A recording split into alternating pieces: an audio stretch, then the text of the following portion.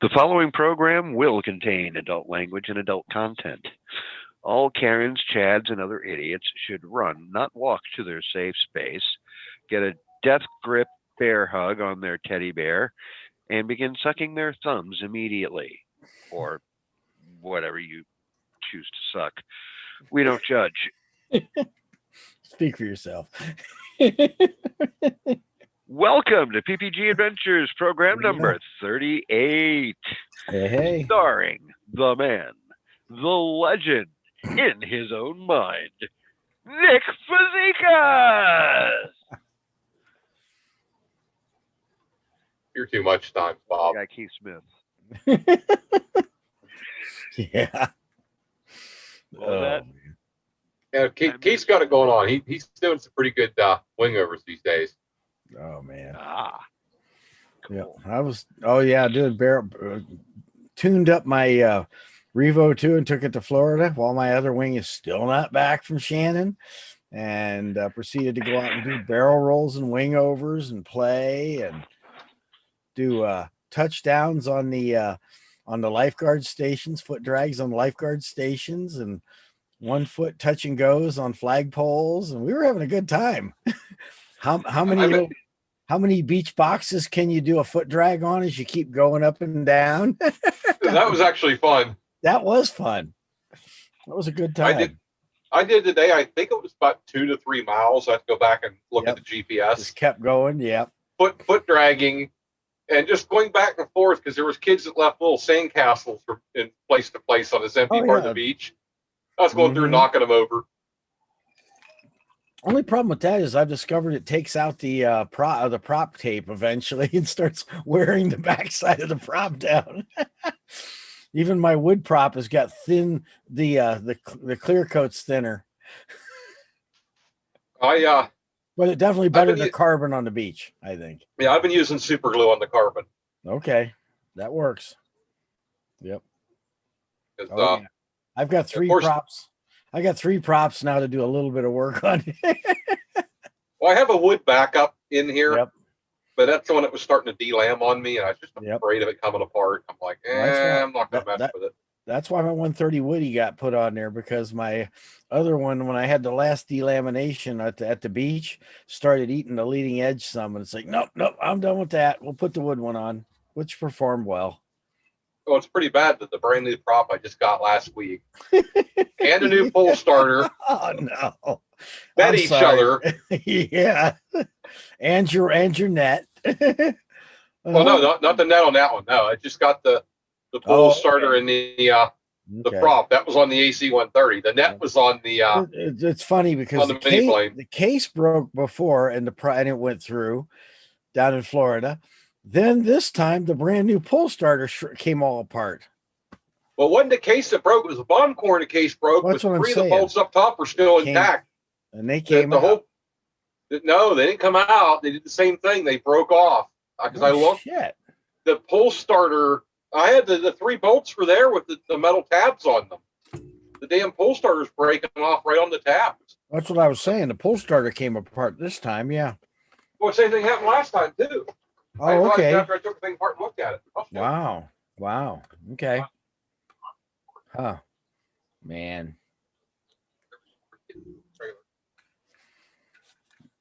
Why?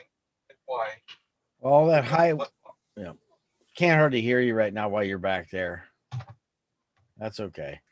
After high wind beach flying a whole bunch a week or so ago, yesterday Tristan and I decided to go up to a little north of here and do a little flying, and it turned out supposed to be one of those beautiful evenings, 4 or 5 miles an hour, just absolutely wondrous. Then we got there. I talked to my daughter's father-in-law, owns the land. We're allowed to fly there, and he in Auburn, Illinois, he tells me that it's blowing pretty good right now up here. I'm like, what? Because we left my place and it wasn't bad at all. So got up there and went ahead and got our wind socks out. And the interesting thing is the way we were going to have to do it is you take off on the south side of the field on the power line, right past the power lines. And then when you land, you have to land on the north side because of the wind direction, because there's a nice big grass area there, but not big enough to take off because of the trees in front of it and the house. So that was interesting. I know Tristan had that Z-blade, that little Z-blade, and he took like 7 or 8 steps, which for that wing tells you it's blowing pretty good and climbs steep. I took off. I actually flew his universal because somehow I managed to leave my house for the second time in history and leave my wing at home.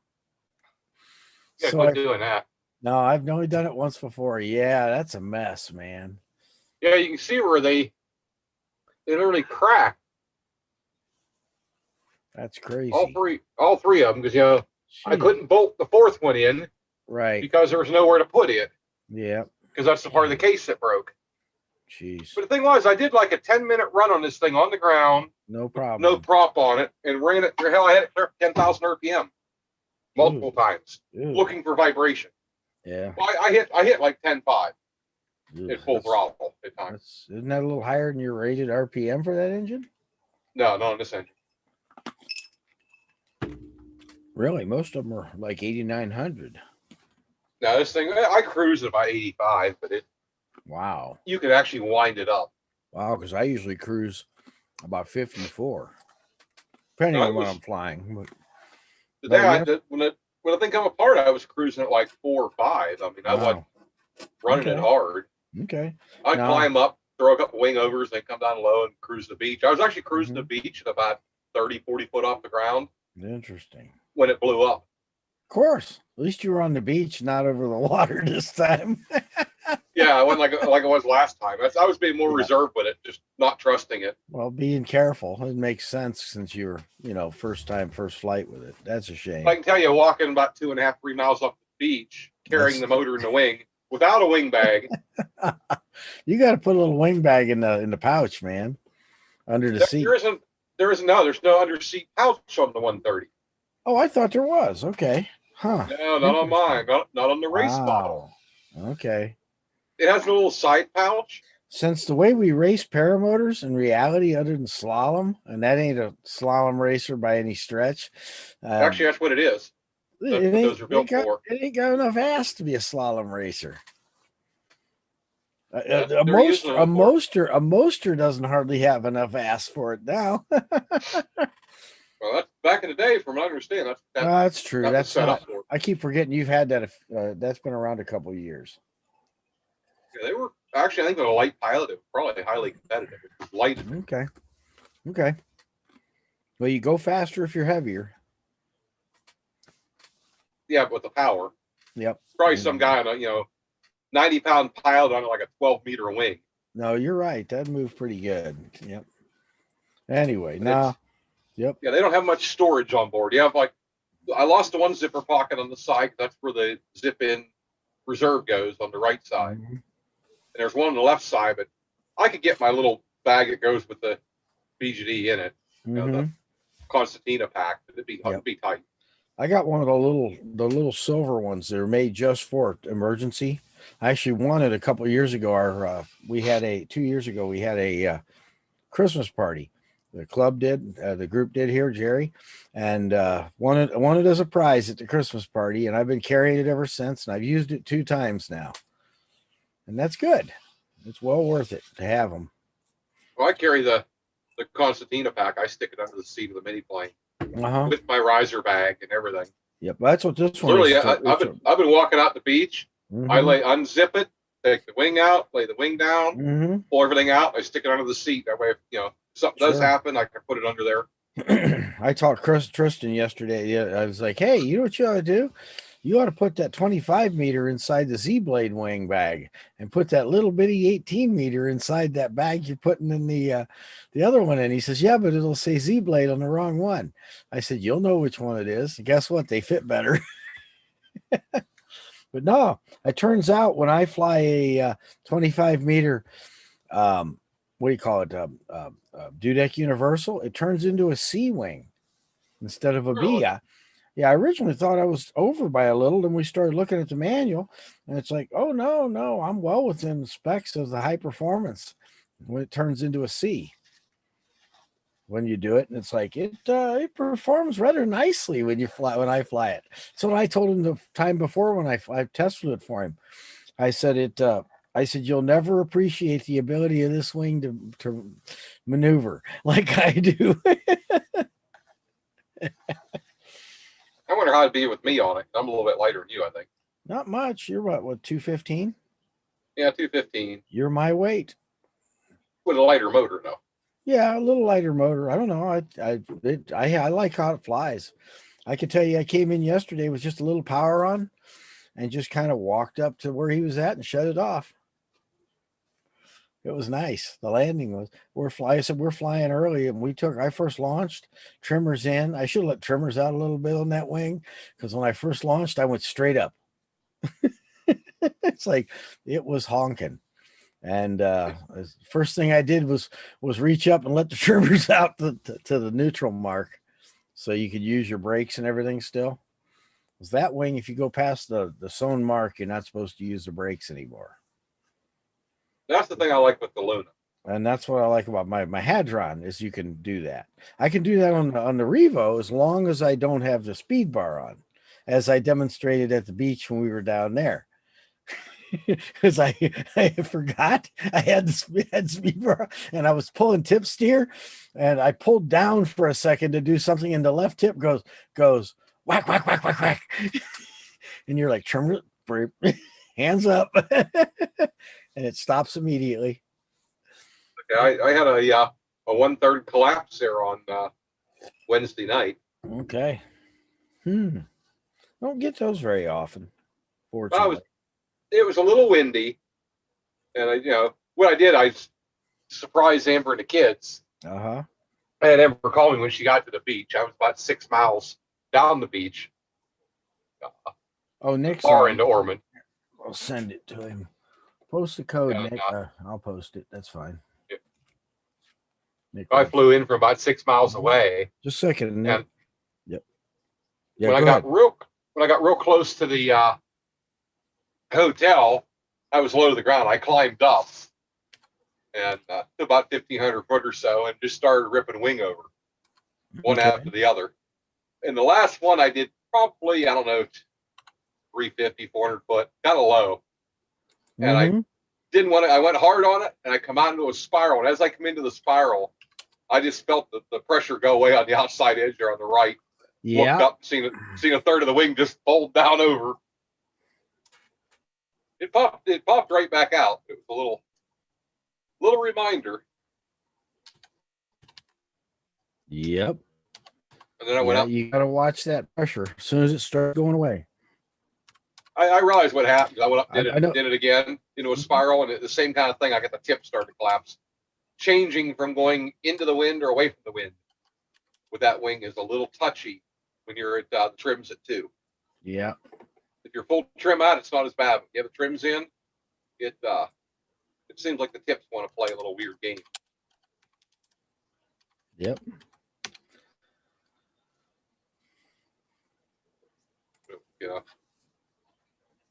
It was funny because the kids didn't recognize me. Yeah, is that redundant? Come on, Nick. Oh well, that's fine. I can't see the chat. My computer's slow enough. No, I hear you. I saw Nick on there. I turned my head and I said, "Oh, Nick's trying to get on." Hell, it said had a no wing bag on my forced landing. Okay. Yep, been there both ways. Yeah, having a motor out or forced landing sucks. Yep. Yeah. Oh man. No, yesterday I said Tristan looked at me. He told me afterwards, he said, "I wish we were talking when you launched." I said, "Yeah, we should have been," and took off. And I literally was going straight up. I am 15 feet in front of power lines. And the first thing I thought was power lines are right behind me. So I reached up and bumped the trimmers real quick, And he's like, "I wish you'd left him in." He said, "I would have loved to have gotten a video of that climb out." And I said, "Yeah, but I was worried if I got a gust, I might meet Mr. Electricity. And I don't like him that much." think gusts could be interesting. Oh yeah. And it was a little bumpy, but it was not crazy. It was just, just windy, We were out in the literally huge empty fields. I wish I'd had a chance to download some of the video, but I haven't yet. I got home at like midnight. Oh man. Try to buy food on the road on Easter Sunday night. Everything is closed except the fast food. We ended up at Wendy's. Hey, that jalapeno burger they make now, pretty good actually. I haven't tried that one yet. It's really good. The jalapeno is actually crunchy, nice and fresh, which is the way you want it when you have that. And it was really good. I did pretty good all week. Didn't have any motor outs at all except for the prop problem. Well, knock on hardwood. Mine has been perfect since the rebuild. No problems at all. Well, I got the new springs for the exhaust on the top 80. Okay. I got the copper washer in there now. Mm-hmm. I put a new spring on. I didn't do both. I just did the one spring on the clutch. Excuse me. I couldn't seem to get the other one out. I'm like, you know what? Wait till I get home. I have better tools. I'll take the other one, and swap it, I hear you. and then keep the other one as a spare. I know what you're drinking. Oh yeah, it's mixed. Yep, I'm drinking a margarita. Yep. And I got invalid code. No, let me double check it. Nick says my code was wrong. Let me look. I probably typoed. Oh, I did. Sorry, Nick. I should have rechecked it again. Proper code. Yep.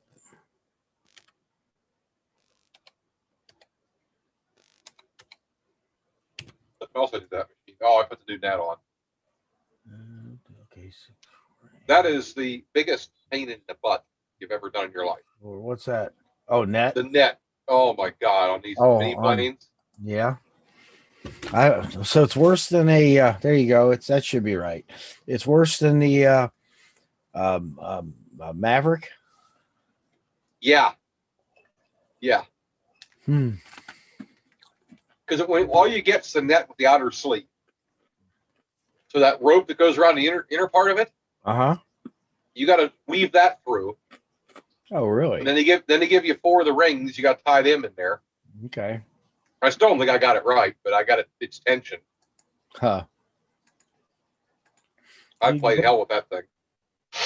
You can always go online and look because they do. I watched 3 different videos on guys doing it. Okay. The thing it got me is it's weird. I got a black net now. I had that white one on there before. I kind of like. Okay. So it's going to get repaired. I might repair it and put it back on later on. Okay. That's not hurt that bad then. Okay. No, I just had a couple little spots. Yeah, I had about like that long on the one side. Okay. When I broke the spar, it pushed back. I think either the prop got it or it got drug. It was rubbing on the spars, and I had a few pieces break already. I gone in and retied them and added pieces.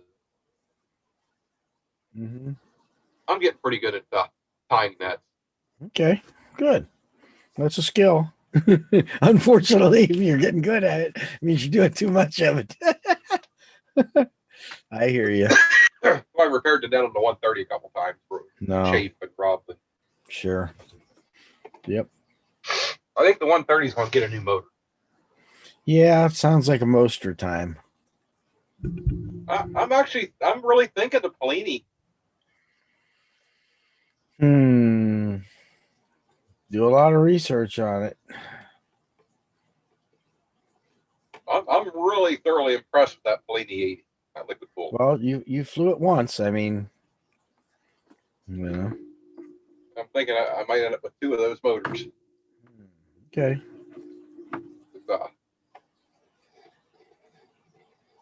And I did some research the other day on it. The grounded part of the day yesterday, and was looking, and everything I'm reading on them, guys that are flying them, they say the fuel burn's amazing. Okay. Like most of them are marking it as a scary fuel burn. Huh. And they were comparing it to the top 80. Wow. Well, it is an 80. It's just supposed to be putting out more power, according to what you said. It does. What they say on their charts and what I felt in my ass are both showing about right. Okay. I mean, you seem to take off with that. Oh, yeah. No, you look good. That was fairly low wind that day Mm-hmm. on that huge sail that I fly. Now it's with this new wing, I bet you I'd really climb out. That's the one thing I'll say. The Luna climbs so well.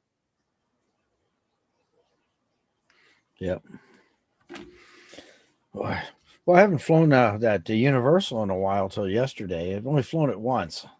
Never flown another Universal either. So that was it actually climbs pretty good, you know. I got to try one just to say I flew it. You know, Mm-hmm. that's kind of the one thing. Now, I need to fly every wing out there. But do you want to fly it in B mode or C mode? Well, figuring I fly a sea glider already, how bad can it be? You. Right? No, it's not bad at all. Is it any worse than my nuke as far as like stupid things that happen? No, it's fine. It flies fine. It flies good.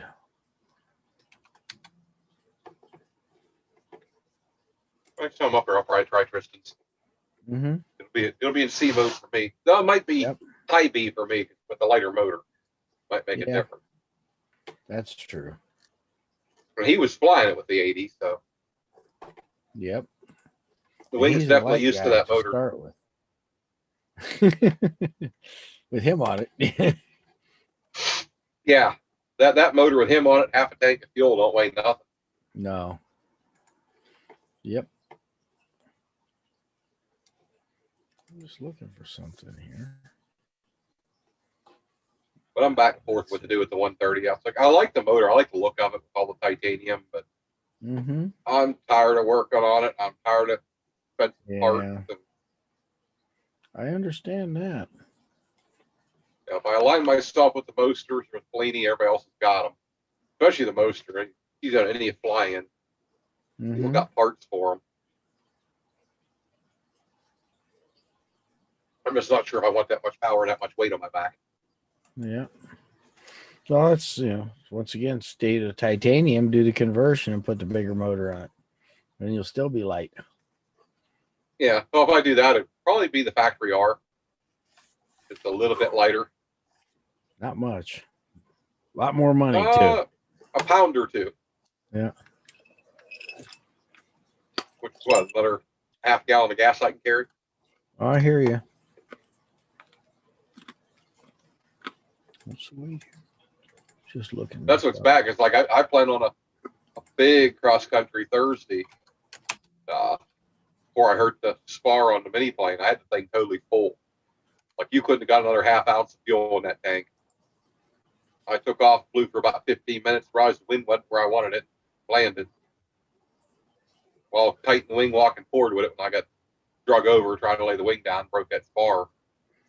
Yeah. When I put it back together today and decided to go fly, and I flew for about 2.5, almost 3 hours. I still got half a tank of fuel left, if not more. Never did complete my mission that I wanted to do. Thursday's mission was to fly to the lighthouse. Okay. And got almost there today. I started getting a little cold. The wind was starting to pick up. I decided to head back.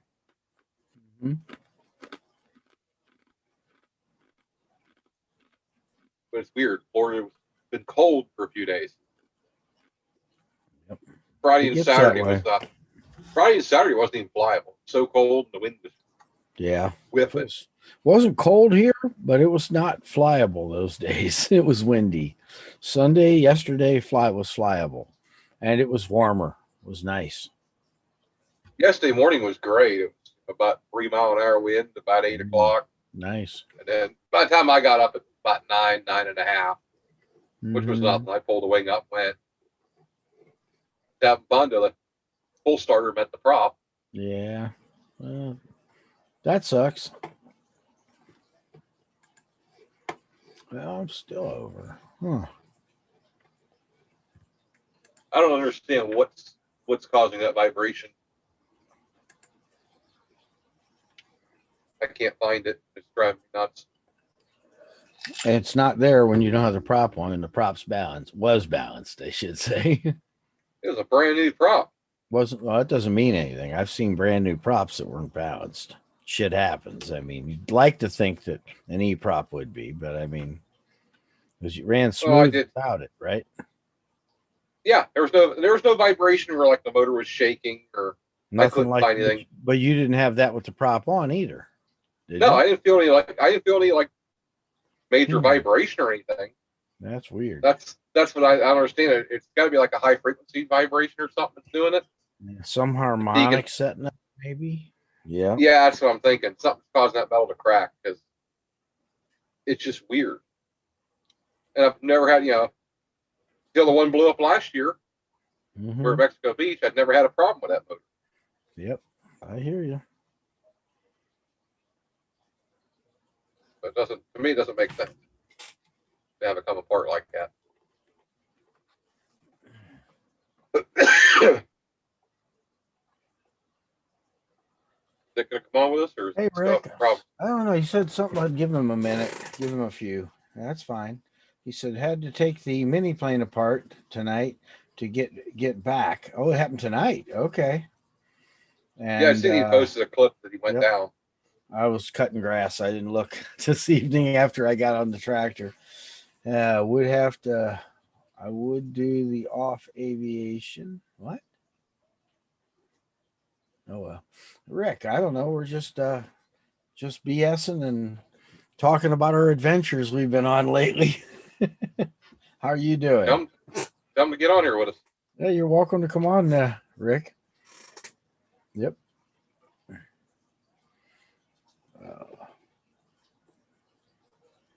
I've got so many videos I got to edit now. It ain't funny. Yo, jeez.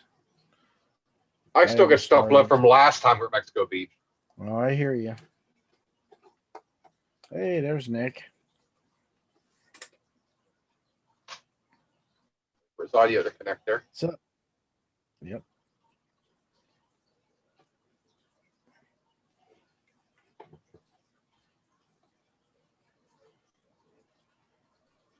Got himself muted.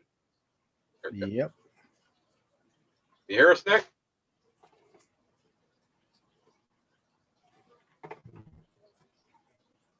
Looks like he's walking in the dark. Yeah, it does. You still carrying that motor? Damn.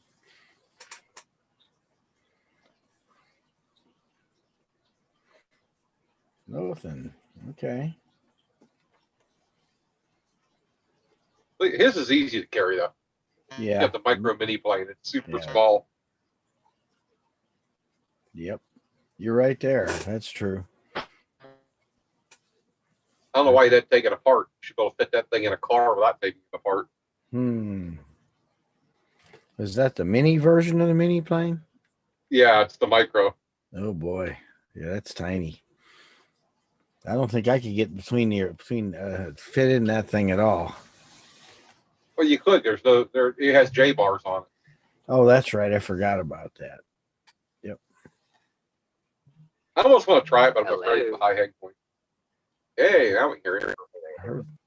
I heard something. Oh, you can? Yeah, now I can hear you.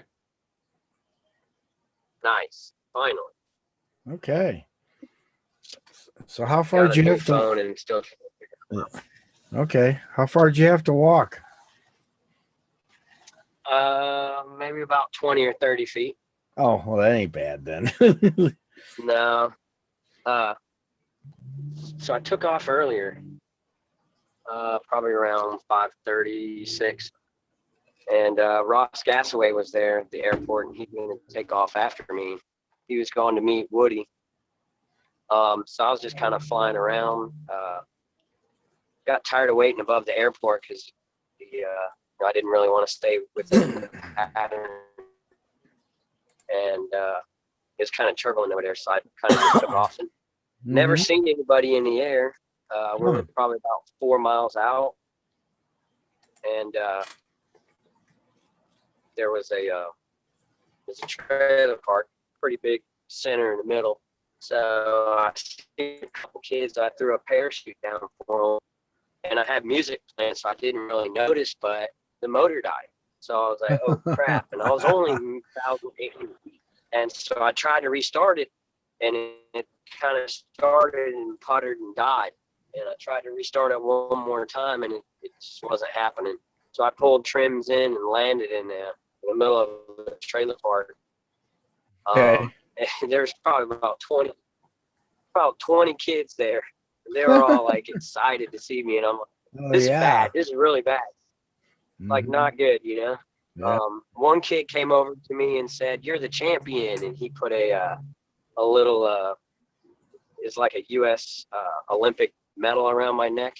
So I was Wow. like, "Well, I don't feel like the champion right now."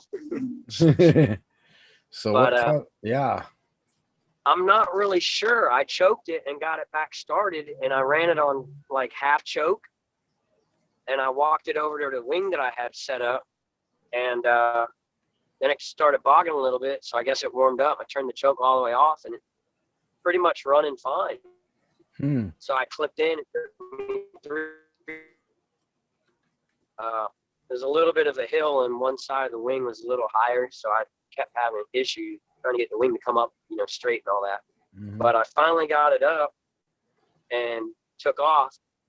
And so I started heading toward where Ross and them are supposed to be, which is there's a rock quarry out here. It's about 7 miles from the airport that I took Okay. off from.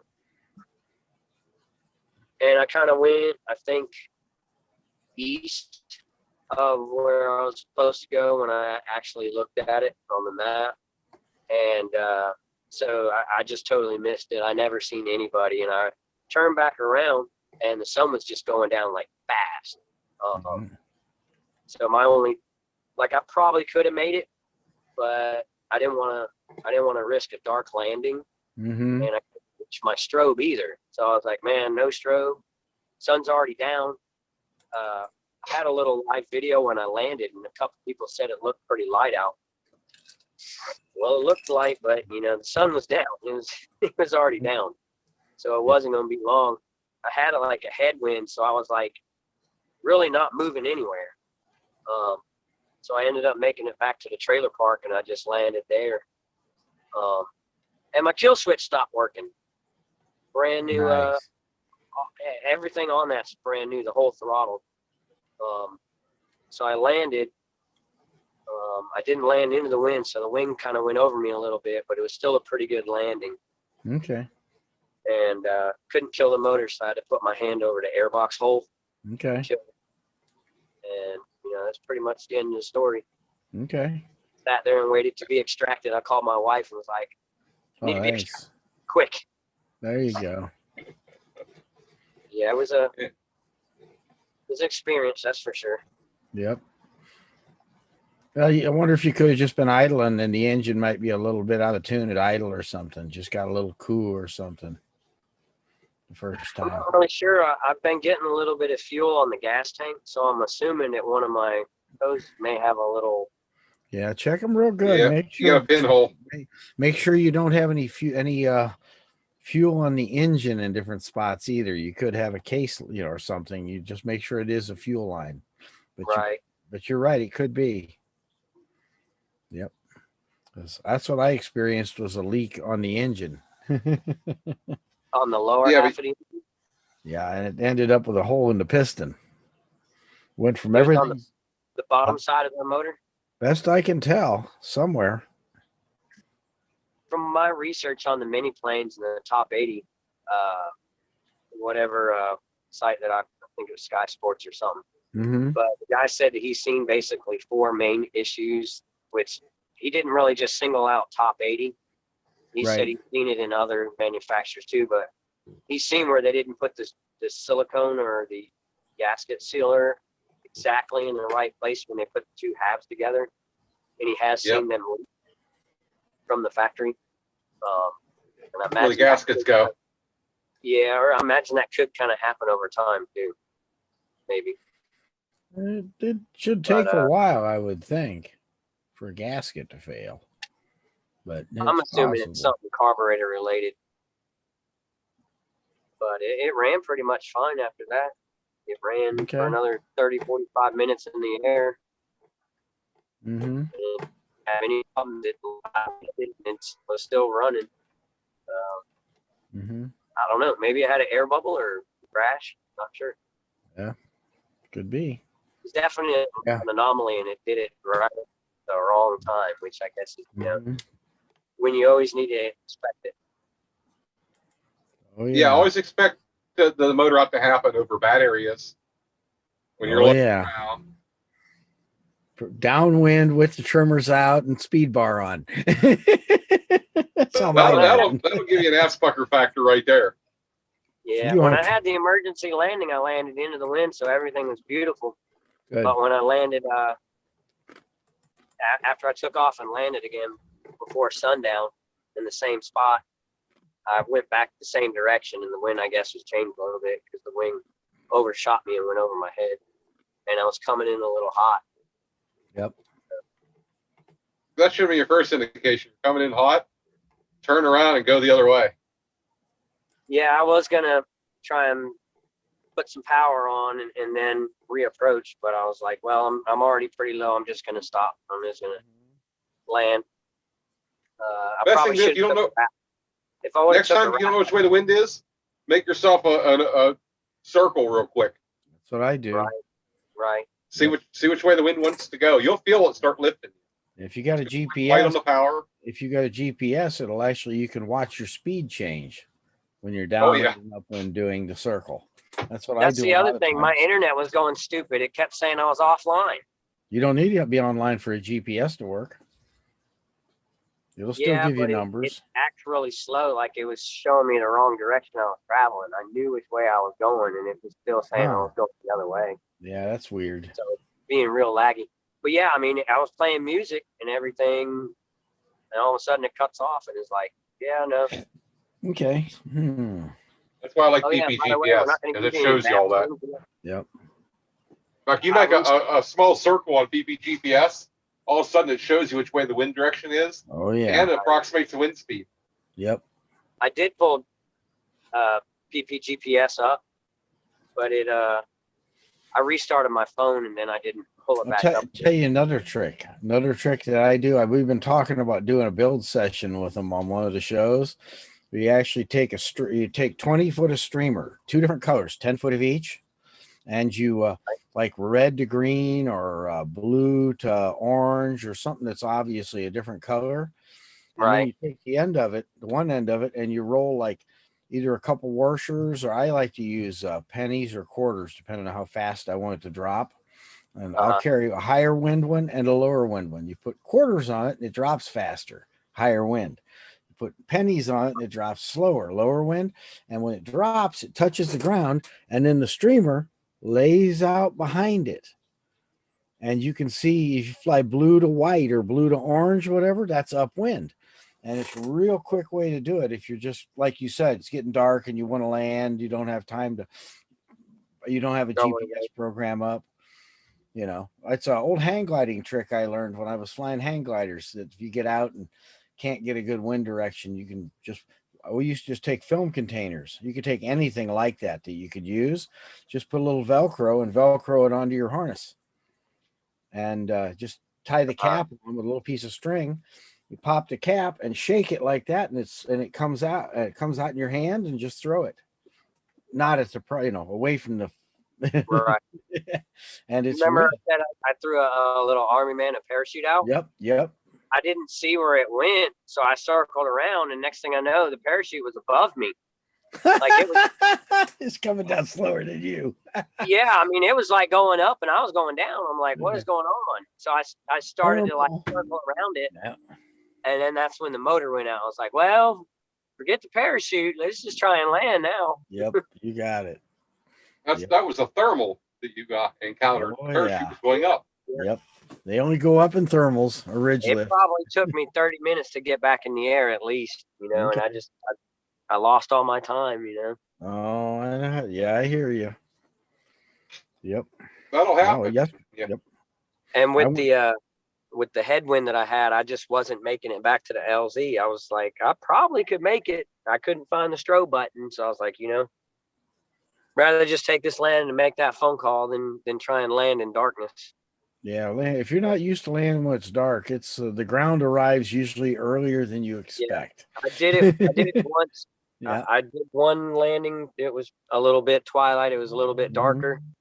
And yeah, I remembered that I don't want to do that again. That's why I was like, if I can make it back to this trailer park, I'm just going to land there. I can tell you one thing that helps: a little flashlight, a little mini mag, or something like that. If it's getting dark on you, you can always put it in the riser. Put it in your hand, or you're holding the riser with, and and just point it, and you can see. And believe it or not, that last little bit before when you're flaring, that'll give you that ground. I know. Ask me how I know. It works. It works. I can tell you, moonlit nights on the beach are awesome. Oh, you can see the ground. Yeah, there. I mean, if you got the moon, you're great. If you got a full moon and it's getting dark, you're golden. You can see the ground. If you don't have a full, like last night, no moon, Tristan and I were talking. He said, "Where's the where's Jupiter or something?" And I said, "Hang on." And I brought up my program, Sky program. And I'm like, yeah, it's down there, right next to the moon. It's through the planet, Yeah, not a good night for that. On the other hand, those things work pretty good too on the cell phone. Oh, yeah. You can actually use as a last resort, you can pull a phone out and use it for a landing light. I had the strobe, but I haven't really used it that much. So I couldn't find the button. I kept looking and looking and looking. I couldn't find it. Yep. Make a habit before you take off, strobe on, always. Just I was going to do that, but I didn't want it to die because I knew it was probably going to be about a 2-hour flight. What strobe are you using? It's actually a drone strobe. It's called like a used Audi. Okay. I was going to say, because mine makes it several days. I have no idea how long it lasts. You should turn it on and just see how let it run. Good idea. If you don't know, if it doesn't say, I mean, it doesn't tell you how long it's supposed to last. Probably at least 2 hours. I have no idea. I didn't really read it. I just kind of put it on there. I can tell you the little firehouse strobes will go about 2 hours. Okay. They make for the drones, but I'm not sure what the one he's got. It's a lot smaller. Okay. Yeah, this one's pretty small, but I'm pretty sure it's at least 2 hours. Okay. They're a little pricey, but I like the wingtip strobes that Aviator sells. I don't like them. Both my gauges. Just too big. No, the little round one. Oh, the round ones. Yeah, those are cool. You've seen the ones I got. Yeah, that's what I have on my gauges. Cool. I tied them into the net, zip tied them into on the net on the cage. They work perfect. Yep. When I get I went 4 days without charging it. I was flying 2-3 hours a day. I try to every 3 or 4 days, I would plug it in and let it charge until the red light goes out. I need to charge mine. I just thought about that. I haven't charged it since before we went to Florida. Good Lord. Yeah, I know. I put you got that Hunter, don't you? Yeah, I got the Hunter strobe. That thing has got a good battery in it. It's got one of the big lithiums in it. Yeah, I need to get one of those. 1860s. Yeah, those work good. It really 18650 battery. Yeah. I think it's got 2 of them in it, doesn't it? I thought it only had 1, but I have to look myself. By the design of it, looks like it had 2 or 3. It's good. No more than really stocky. Couldn't have more than 2. I think it'd be tight to put 2 in there with electronics. Oh, there ain't much electronics. Because those batteries are as big as your finger. I know. I got them in my I know. Plus everything else I use has them. My flashlights, my laser. Yeah, it doesn't hurt. Yeah, you standardize. You don't have to have a whole bunch of other stuff. Not a big issue with the Hunter because you can't change it without. It's in the case. Yeah, he 3D prints that and then glues it together. But on the other hand, for $65 or 70, whatever it is now, it's still. And I've gotten 2 years out of mine with it's not even losing time left. I got one of the first batch that was a single flash. They don't even make the single flash anymore. I haven't made that in a while. Yeah, it's all a double now. Yep. There's so many strobes out there, but that's one that everybody seems to have. It works. It just works so good. If you ever made that big one on your helmet, but it's odd because it's almost you have the helmet monitor Yep. on top of the cage because it's got the round Yeah. piece and it's long. And then you got the Monitor's all the way PPG, around. the PPG smoke that's designed for a 747. I don't like the idea of them, but man, they're Yeah, so heavy. they're not even that heavy. They're just big. They're massive. You know? I'd like to have a pair of those, just one on the cage and the one's in the wingtip. I put them on my plane. Red and green on the tips. Yeah, I kind of want the red and green on the tip, just so I can. And one under the belly, flashing white. No, I want the one on the top of the cage, flashing white. One Yeah. under my ass, flashing red. I'm talking about in the airplane. And then using them on there. You still got to do the white up top on the tail, and you got to do the red underneath. Yeah, you can do it. Yeah, that's true. You put the white on top. Put it on top of the wing, dead center. I haven't tried it yet, but I got one of those. It's I don't know, about 3-4 inch diameter Mhm. round puck that has the rotating LEDs in it. Okay. I thought taking one of those and sticking it under my seat and turn There it you on. go. A rotating beacon, huh? Uh-huh. Either under the seat or under the back of the cage, under the fuel tank or somewhere. Yeah, just don't belly land it or butt land on that one.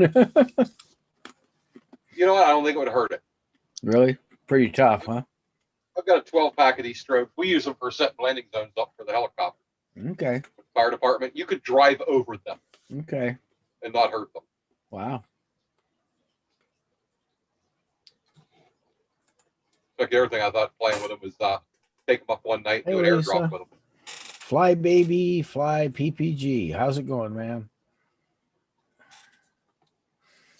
I've been looking back and forth. Sorry about that, guys. I need to spend more time with the Yeah, I Chat can't up. do the chat when I'm mobile like this. It's harder. Internet issues, the normal. Oh, I hear you. Life on the road, Yep. away from my Starlink. I Up hear north, you. I can use the Starlink. I can't use it here. Yep. I'm thinking more and more about that Starlink. I'll bring mine up, let you try it.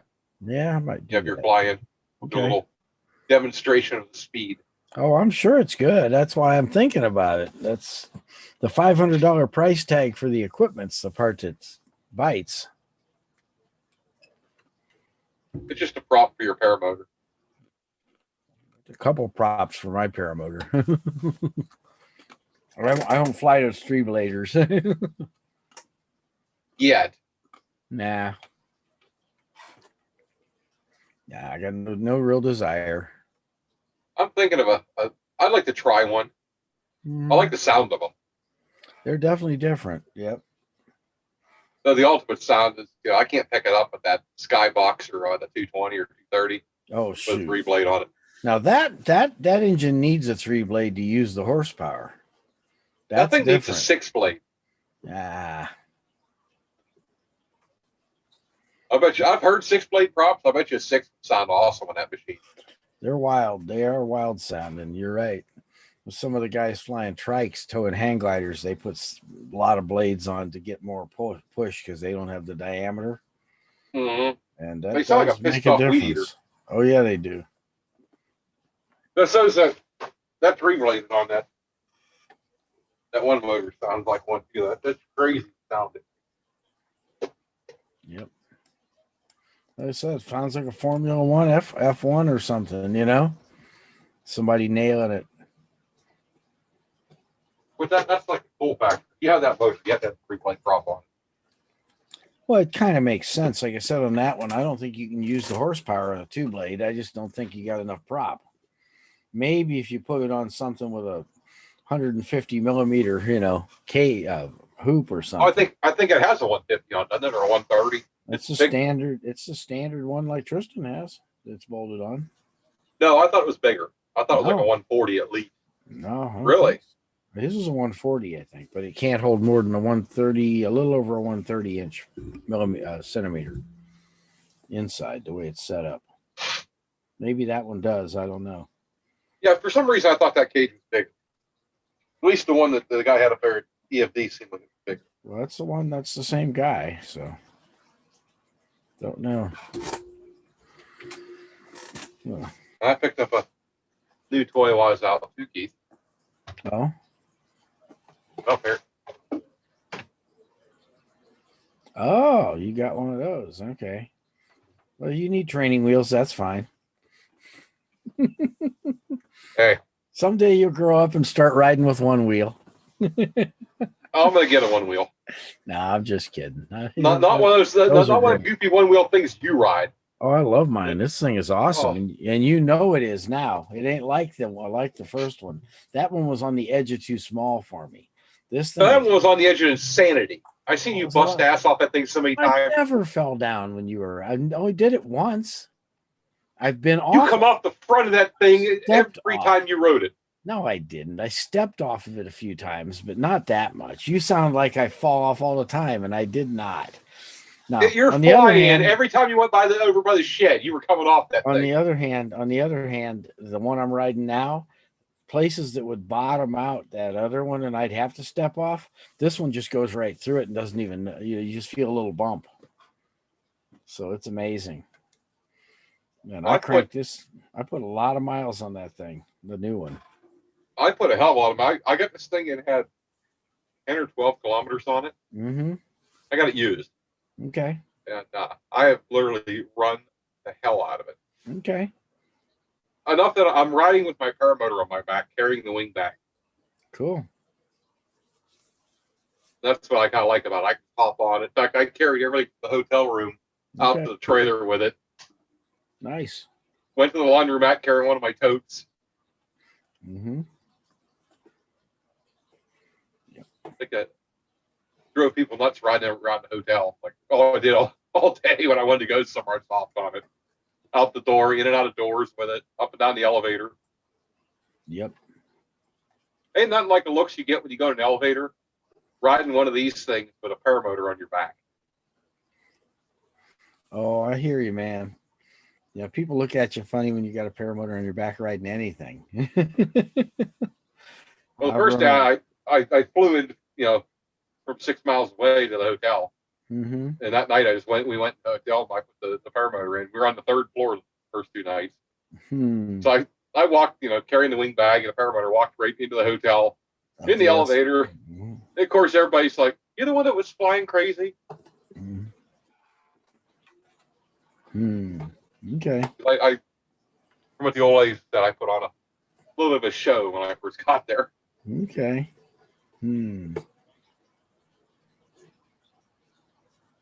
It was perfect winds for it. I wish it had been a little bit lighter wind. Yeah. Gone a little deeper. I was trying to go totally upside down on the wing over, but the higher winds make it. Yeah. Makes the climb out suck too, though. Higher wind makes the climb out suck?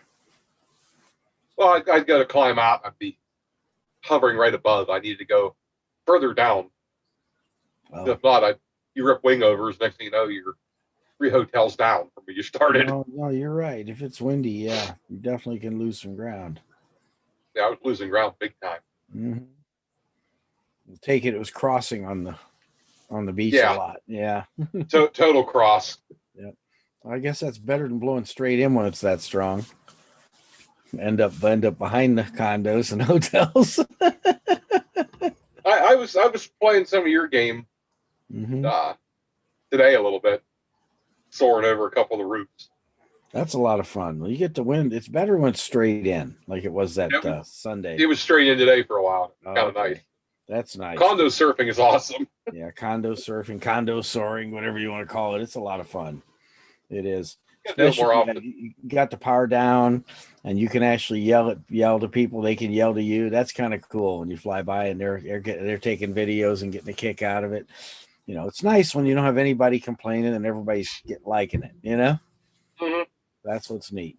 That's the way it was for me that one day. That was just everybody was watching, was having a good time.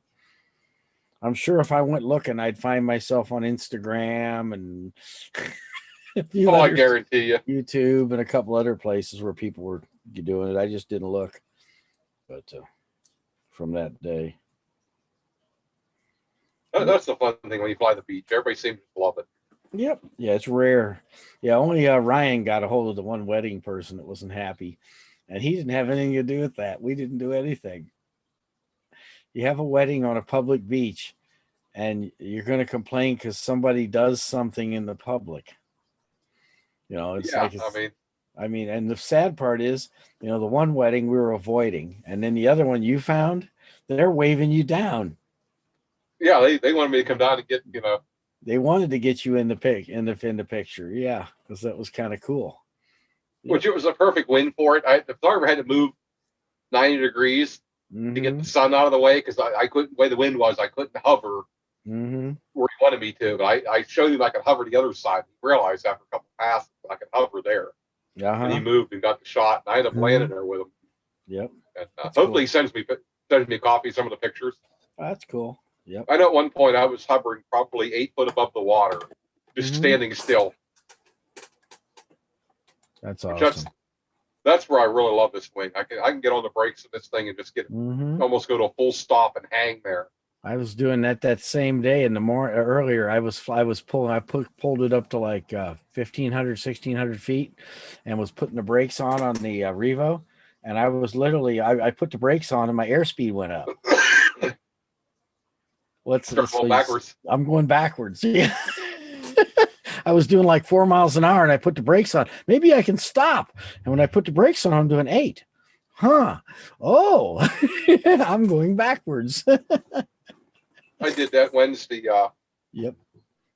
Over the beach, I flew past the kids, and I started getting on the brakes, slowing down. And I realized I was almost coming to a stop, and I just give a little bit more power, a little bit more brake until I started going backwards. Yep. It was hanging there about 80 foot in the air, just sliding Nick, back. Turn on screen sharing. Yeah, You can do it. Yep. I don't know who all is watching, but somebody will see this. That flying backwards it's just a hoot. This is a picture Ryan shot. I think that'll do it. There you go. You know that picture. Oh yeah. That is such a cool shot. I'm actually going to take that with just a little real minor stuff and turn that into an actual, I'm going to make a big print and put it on the wall, frame it. That's what I'm thinking of doing too. Yeah, that is such a cool shot because that's me and that's you. That is just, I mean, it's just that magic time of the evening, Mm-hmm. We got Got the the moon up there. we got the condos, all the traffic. Look at the traffic there. All the cops sitting in the parking lot. Oh yeah, they're getting ready to run the hood rats out. I shouldn't call them that. I don't know what they are. Well, they were pretty much hood rats that run around there all night. You're right. That's true. You're right. That's true. Because so we did learn that blaring country music made them leave. They somehow didn't like that. It made them leave better than the cops did. You're right. That's true. Yep. Well, you get an idea which group you're dealing with when the guy asks how much, and you quote $10,000 to $15,000 plus training, and they go, "Oh, that's not bad." Mm-hmm. Because usually that's not the reaction you get. But yeah, that was a lot of fun. That is just such a. I can hold that. I can sit and look at that shot and just pick things at it and look at it a long time. Yeah, the lighting he got was just perfect. Oh, you're not kidding. I wish I'd have been just a little bit higher on the horizon there. I like it where you're at because it's you're in. If you'd have been just a little further to the right, where you'd have been completely over the sand. Yeah, that would have been. Well, I mean, look here. Screen share. That wing looks so nice though. Oh yeah, if you'd have been just a little bit down here over here, both of them would have showed up real good, and it's a nice contrast. That's what I like about it. If they'd have been flying the same height, it wouldn't. I don't care if it was you or me higher. It's not a big deal. It's just, I think it's just makes a neat contrast because of that. Yeah. Yep. It's amazing. He shot that with the Note 10. Oh, I know. Just shows you how advanced that camera is on that thing. Yeah, no, they're not. It does a good job. It really does. Let's see. I gotta get them edited. I got some good shots of us doing wingtip bumps that day too. Oh, I hear you. And we were doing the condo soaring. After seeing you doing it, I jumped up there for a while. Yep. That's actually just, I didn't expect it to be as fun as it was. It's a challenge, but once you get the hang of it. Yep. Just kind of looking for something. I'm going to see if I can find some of that condo soaring here. But the days I did over at Lake Okeechobee, just hovering over that roadway there on the hillside, really got me hooked on that. Oh, yeah. No, I hear you. Yeah, I love ridge soaring. It's just a lot of fun. It doesn't matter if it's a condo or an actual ridge. Just Now I wish I ton. had gone down the mountain with you over out west. I wouldn't have had that engine problem that day. Yeah, I hear you. So I figured that out pretty much. Okay. I got to watch what oil I use with this motor. Yep. It really plugs that damn silencer up with this thing. That's what you were saying. Yeah. Because you know what? I went back. I quit using Saber in it. Went back to the Red Armor. I haven't had like a problem with it since then. Okay. I pretty much figured out this motor likes Red Armor. The other one likes the Saber. So that's interesting because I forgot what Tristan was running. He was running one of the AMSOILs in it. It was real good luck. AMSOIL does really good with the boasters. I truthfully like my Motul way better on my Moster. I hear back and forth with that. You know what? I can give you a couple 100 hours of experience on that motor I've got. And I can tell you it works really good on that motor. I think it matters how you run it and what modal you use. Well, I think that always matters. I think if you just run it and dog it, it's not going to work, you know. Yeah, guys that fly around and don't really like run the motor hard, I think they're the ones that are in it with carboning, that oil. I don't run my motor hard. I rarely ever go to full throttle except for takeoff.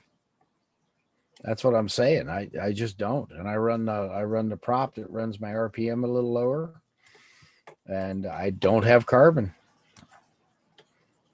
Yeah, I know I wouldn't run that oil on a air conception. Sorry, slip.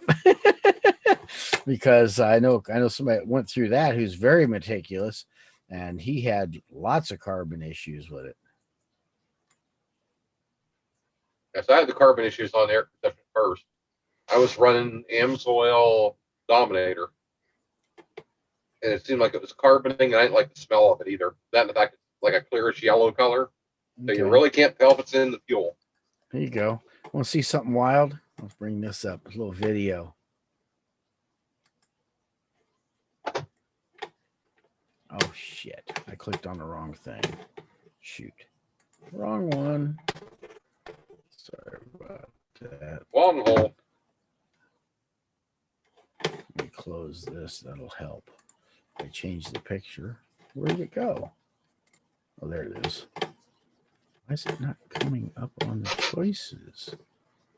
That's just bizarre.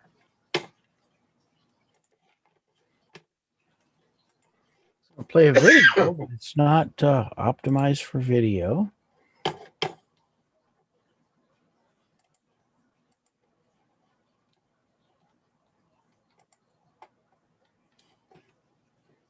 That's bizarre.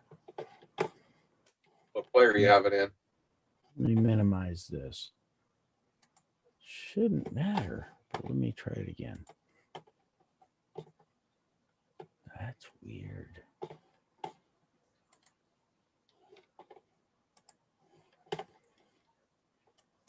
I was just using the Windows player. It usually works real good. I've done it before and played it. I don't understand why it's not coming up. You know what I mean? 1, 2. Let me try something. God dang it, because I had a spot picked and everything.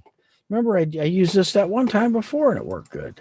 Every now and then, it just Zoom does weird things. Okay. Do you see a wing? Yep. Well, I see that you have a bunch of pictures up right now.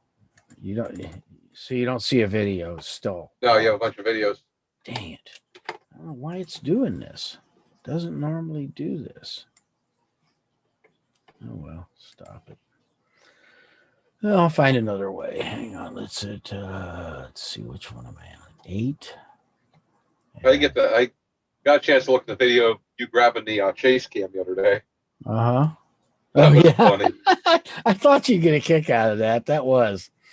Let's see, 59 seconds in. Okay. 59 seconds. Okay, let's try something. We'll try a different. That'll get edited into one of my videos, if not a few of them. Oh, I'm sure. Yeah. That was fun. I couldn't resist that. You landed, you're standing there, and the camera's sitting right in front of me. I just reached out and grabbed it, the chase cam. We started playing. Let's see. Open with. We'll try that. Oh, recommended settings. I guess I wasn't using Windows Media Player. Okay, now let's see what comes up. I'm gonna start flying with chase cam more Now often. it's there. Now it's there. I've been doing it more. Okay. This is weird.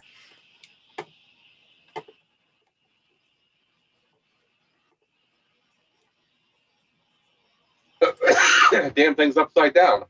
Yeah. You noticed that.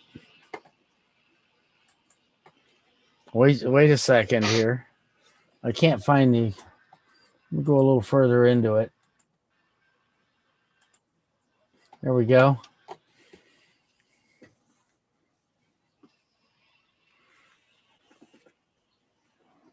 Oh, that was crazy. I know. Figure that one out. It's stable inverted.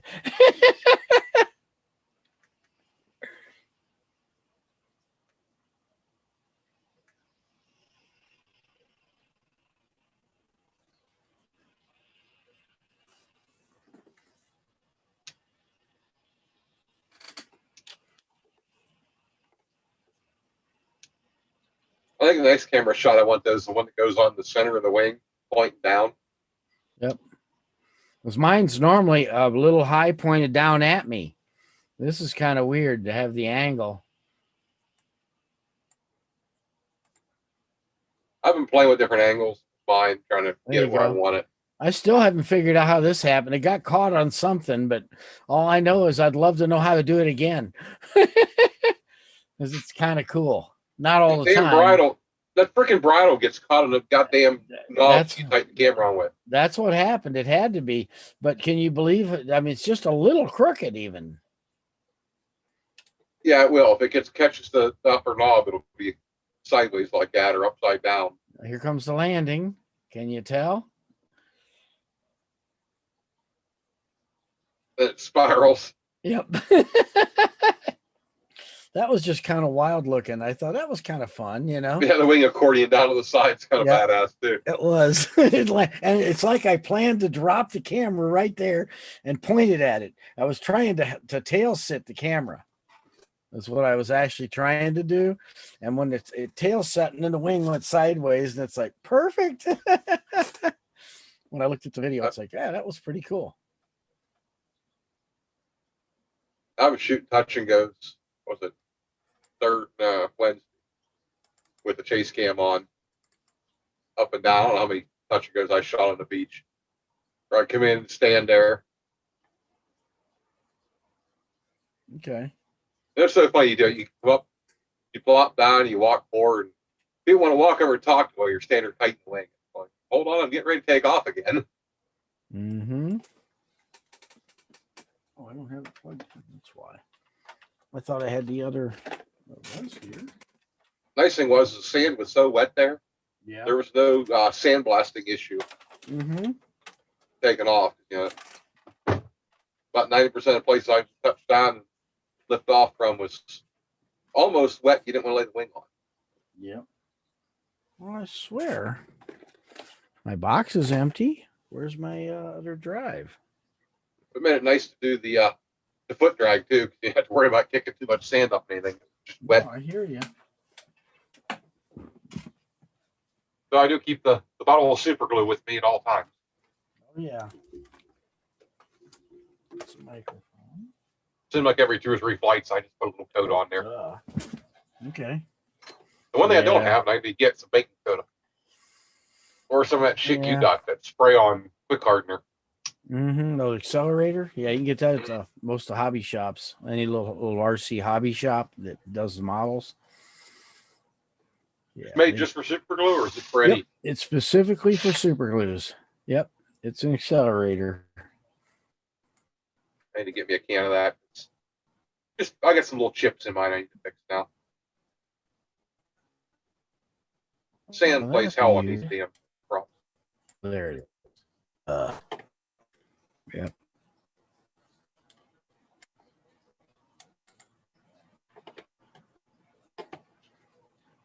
Oh yeah, it does. It eats them up, man. Even if you protect the leading edge, you start discovering further back on the prop is getting eroded. The coatings, whatever coating is on your prop.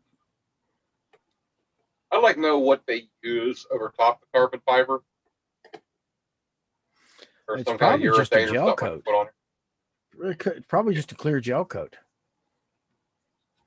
We'd have to check. I'll ask what they use on it. I'll ask the people I get mine from, as I know they'll answer me about it. Yeah, I mean, I'd like to know what, if I could go sand it down, fix it, and then put another coat over the damn thing. You can use just a clear urethane works real good. I've used Like one part or Rust-Oleum? two. I wouldn't use Rust-Oleum. It doesn't harden up good. But like one of the things I like a lot, it's everybody goes, oh, that's not urethane, is Krylon the plastic, the stuff designed for plastic. Oh, the Krylon Fusion. Fusion, that's it. That works really well on it. I've had good luck with it. I used to use one called Pactra Formula U, but unfortunately Pactra quit making it. So, but really, No, it probably had something good in it. Yeah, had lead in it or zinc or something. Nothing like that. But it worked. It was supposed to be a 1-part urethane, which is really an enamel. There's no such thing as a 1-part urethane, really. It's really enamel, but it works. That's all I can say. The formula they use does. I've had good luck with it. There was one that I used to get with a 2-part urethane clear. Mm-hmm. You basically sprayed the clear on first, and then you sprayed it with the hardener. And it was like you let it dry and tack, and you just spray the hardener on it real fast, and it was done right now. I hear you. And I can't remember the brand, but it was one of those ones that stopped for a long time, and all of a sudden it disappeared. Yeah. It was probably on the EPA's naughty list. Stuff you shouldn't have. It's usually the problem, yeah. That's what happened to the good zinc-rich paint you get all the time. Stuff that actually worked, unlike stuff they sell today. Rust-Oleum today ain't nothing compared to what it used to be 10 years ago, 15 years ago, and it had zinc in it. No, lead. I agree.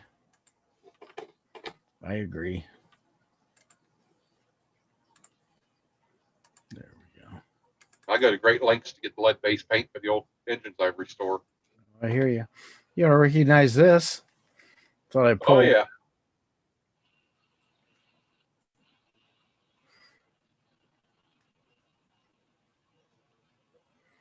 That was just a fun day.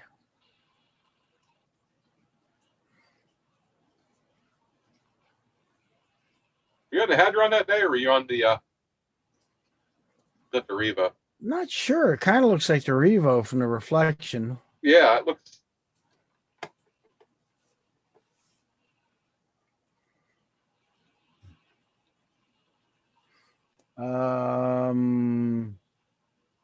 Trying to see a little more of the riser.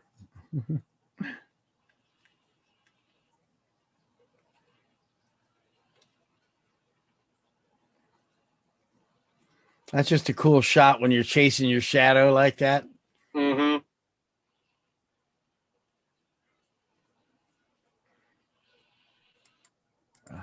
Almost had enough then.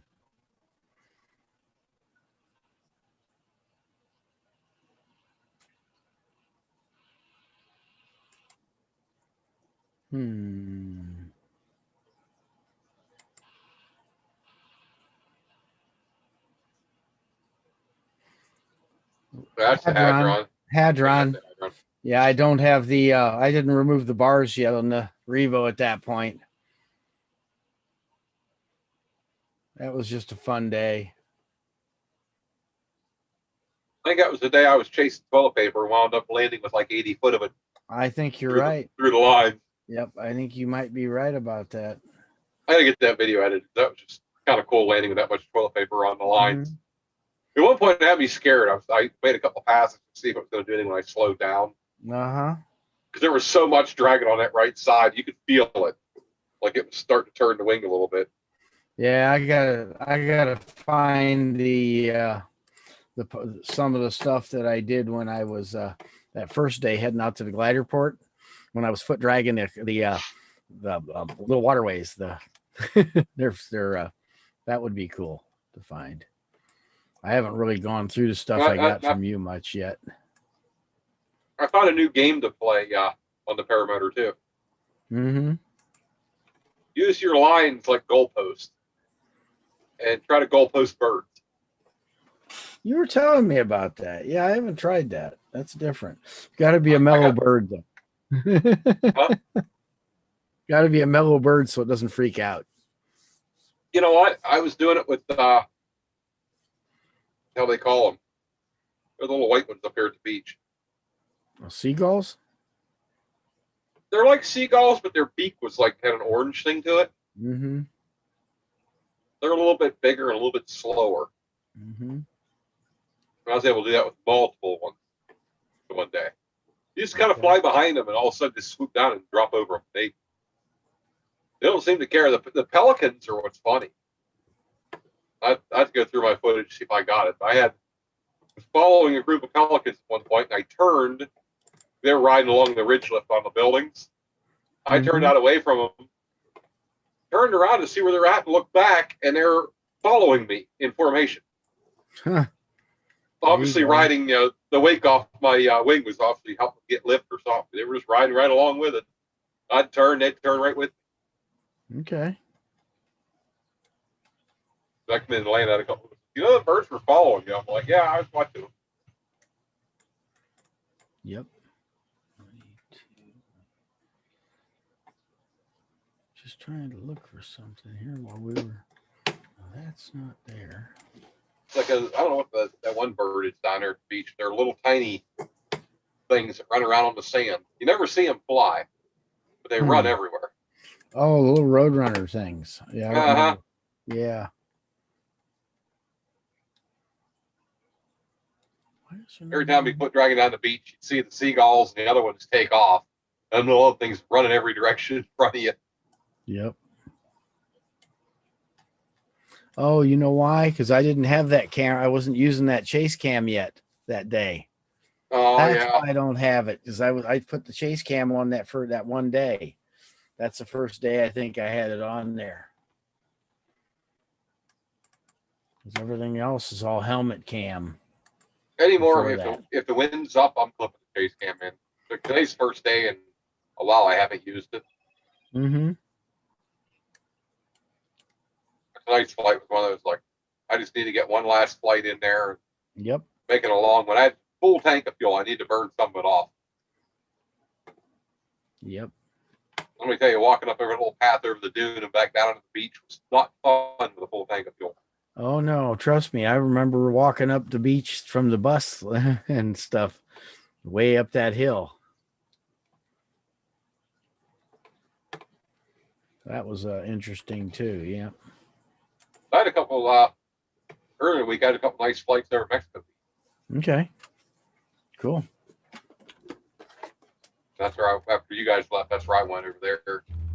Yeah, that's where I kind of wanted to go, but it's like, got to do what the group wants to do, There was almost nobody there. Yep.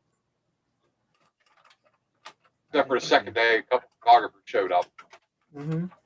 One lady was funny because I'd seen her out there with her phone partway down the beach from where we take off. Uh-huh. Next thing you know, I seen her running across up the ramp and across the street. I didn't think much of it. I'm down there playing, foot dragging the beach and everything. Mm-hmm. Next thing you know, she comes running back down the street with a camera bag and a camera in her hand, Yep. running up onto the pier. And I'm like, I know what she's after. Yeah, we were supposed to get a bunch of pictures from a aviation photographer that was there last year we were there, and never heard from him, unfortunately. Yeah, I haven't heard from him either. I got his card here. I was. We're gonna have to get a hold of him and find out what's up. I've got it too. Yeah. This one, I flew around for a little bit. I climbed up, did a couple wing over store. I know. I had some pretty cool stuff I was looking forward to seeing. I know. What was funny, after she was doing all that, I landed for a little bit. The wind was like, just land there and hold the wing. And I went and killed the wing, got talking to her. Where she's from up there and just outside of Columbus, Ohio. And had seen me flying at Ormond Beach the day before, or at Mexico Beach the day before. And said by the time she got there, I was down the beach playing further down. So she thanked me for, coming down there and getting some blow shots, throwing around a little bit. I gave her my card. Well, I was talking about that guy, the older guy that was there that one time. Yeah, I've got his card too. I want to get hold of him. Yep.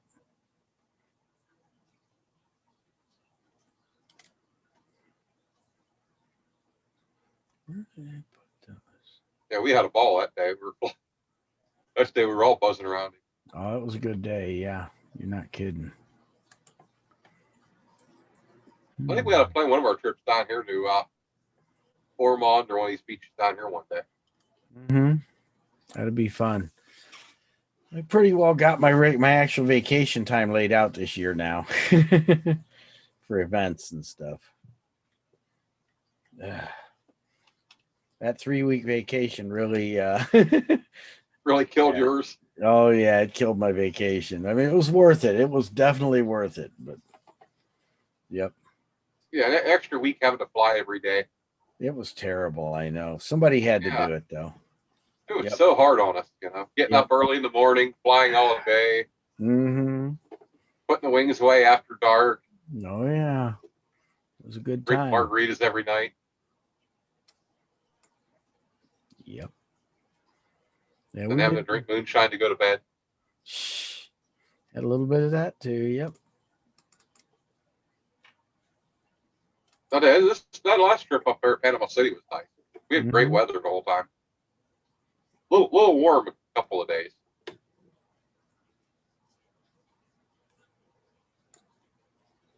Yep.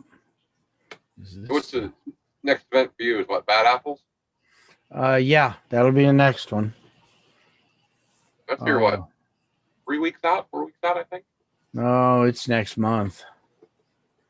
Yeah, it's a little bit. I'll have my truck back by then, thank you. Jeez. Oh, you're not going to be able to bring a real truck down? Yeah, my real truck. Yeah, my real truck. No, a real truck without spark plugs. I don't own one like that. Mine have spark plugs. You need to get one without spark plugs. They run better. Mine runs pretty damn good.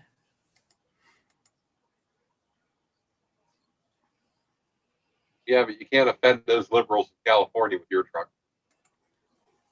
Oh, sure I can. There's ways to do it. Just having a truck is enough for that, to do that. Yeah, we have a really big truck and it belches black smoke. No, I don't want to do that. I'm not a pollution guy. I'm an anti-pollution guy, in fact. I'm just, I'm not a global warmer, but I don't like pollution. Not a fan of it. I don't like pollution, but a little carbon don't hurt nobody. Yeah. That's why I follow Tesla and that so much. I've been interested. I just haven't. I want one, but it's just the way I travel. I'm not sure if it works. That's my problem. Towing the camper and going places. I don't know. Everybody's like, oh, you can go 300 miles and 300 something miles on a charge. I said, not towing a camper, you can't. Yeah, that's my thing. I drive 800,000-900,000 miles sometimes a day. Got it. That don't work so good yet. Yeah, I mean, even between charges, I know you supercharge takes 15 minutes. But it's that 15, 20 minutes at each one of those charging stations. As opposed to getting 500 or 600 miles, you're gonna get three. You get 3 something, and which still isn't bad. I'm not, mind you, but I can refill minus the getting on and off the highway in about 5-6 minutes. And I can probably refill in under 2 minutes on the highway without getting off. that's provided you have fuel in the tank and you haven't used it all. Yeah, but then when you stop, you go to a truck stop, it's got a high flow rate. You can fill that tank in 5 minutes, 6 minutes. Problem is, right now the truck stops are so much more expensive than going to little tiny stations. So I tend to go to little off the beaten path station for the diesel fuel's cheap. Mm-hmm. I had to put up with a long fill time. They have a smaller pump. Yep, that's true. It's kind of a trade-off there. Right? You're gonna I should have. spend more for fuel and get a quick fill, or try to save money and take longer to fill the damn tank. Yep, you're right. But when I pull off, I find one that's cheap. I fill the truck and the auxiliary tank all at the same time. So I think the next thing I'm going to do before we go to back out of California again is I'm going to put another auxiliary tank on the truck. Mm-hmm. I want a 25 or 30 gallon tank for gasoline. Okay. So I can make 30 gallon of parameter fuel and grab the hose, fill a parameter. Yep. Not have to pay those high gas prices. I hear you. Or have the whole trailer full of jugs like we all did. Mm-hmm. So I think you set the record. You had, what, about 30, 40 gallon of gas in the bed of your truck? In 5 gallon cans? Oh, yeah. I had a few. That's for sure. Yeah. Which is a shame. You got what is that, a 40 or 50 gallon underslung tank on your damn I trailer? think it's 30, but I have not used it. And now that the weather's getting good, I'm going to go ahead and fill it up as I can and test it all out and make sure it's working good. Before you fill it, check that damn pump. I think it's going to need a rebuild. It's either not getting power or it's jammed up. It didn't have enough fuel in it. No, it wasn't running. Yeah, well, it may have a float. I couldn't hear it. I need to look up the. I need to look They don't the have manual. a float on those. I need to look the manual up on this one. Make sure it doesn't have a fuse blown or something. It'll probably be the same brand pump I have. Mm-hmm. If not, it's one similar. And I can tell you they're a gear pump. Mm-hmm. And what happens if you don't use them? They get a little corroded in there. Sometimes you got to take the end cap off like you do to rebuild it. Break the gears loose. Okay. Because, this stuff they sell as gasoline these days. It's not really gasoline. 10% gasoline, a bunch of other crap that goes in there and it eats these gears, fouls everything up. Oh, I hear you, man. But really, even if you had to go up to Tractor Supply or Royal King and buy you $100-some pump. Yeah, it's still worth it. Yeah, to have that fuel right there on board. Mm-hmm. That where yours is mounted would actually help you with that damn truck. To get some of the weight off the back of your truck. Well, it's a matter of just making sure everything's working right. Like I said, just haven't had a chance. I hadn't had a chance to really. I guess I could have. I just didn't take the time. Been busy with too many things. Well, if you think about it, like 30 or 40 gallons of fuel sitting over the back of your trailer. Yep. Now that the frame's reinforced. That's a lot. Well, that'll lift the trailer up off the truck a little bit better. A little bit. Yeah, because I don't fill the toy hauler that heavy usually. Yeah, I keep threatening if it's just, like last time, I kind of almost wish I'd have brought the bike with me, but I didn't do it. Oh, we go there again. I'm definitely bringing the mini bike. Oh, no, I was talking about the Suzuki, the 800. Well, I get the bigger trailer. It'll be the mini bike, the Harley, the rail car. Yep. My rail buggy would be awesome down there in the desert. Oh, yeah. Especially I'll never get to blame it on sand. Yep. That's what they're made for. The one to bring would be the one with the Allison on it. That would turn heads out there in the desert. Problem is, I'm not sure how bad it would be on the motor. You gotta have a good filter. Good filtration. You know how hard it is to filter that much air? Well, unfortunately, you don't run that one in the sand unless you got a filter, because it won't last. Just ingest it and cook it. Yeah, it'll just eat the blades all to hell. Blast it. Yep. Yeah, you can't filter that one. That's the problem. They just, yeah. They Salt got water, cyclonic filters. yeah, salt water and sand, enemies of that thing. Mhm. They've got a filter. They have a cyclonic filter for them that they put on the. I think it's the Mhm. Kiowa uses it. When the military uses the chopper, they have a. But it's a god awful huge, like canister like looking thing. It's almost as big as the motor. Okay. Which on the dune buggy, it would be sitting right between the driver and passenger. You'd have this big cone in there. Okay. That's the one. Both my buggies are underutilized. That one's especially underutilized anymore.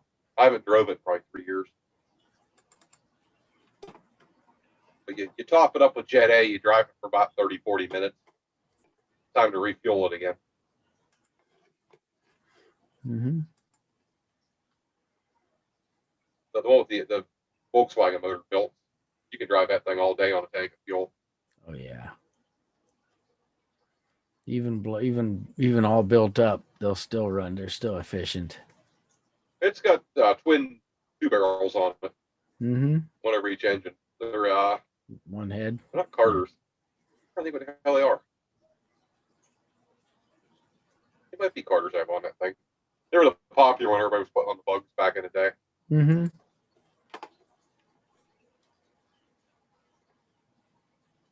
Nowadays, the guys are running the 4 Makunis on them, all synced up. I would not want to sit there and do the synchronization on that all the time. Mm-hmm. I hear you. No. It takes me back to the days of having the old Triumph where I had to do that. Oh yeah. Triumph and an MG, both of them had the Well, multiple trick is, carbs. yep. It's just having a good flow meter, you know. Differential flow meters are best. If 2 carbs, it's real nice. You get a magnehelic and run one into each carb, and Yep. watch. And when you center the needle, you got it right. I have one of those. Unfortunately, I had the 4 tube yep. water column deal Well, that I had to use. when you're doing 4 carbs, that works better, yeah. Or unless you got 4 magnehelics.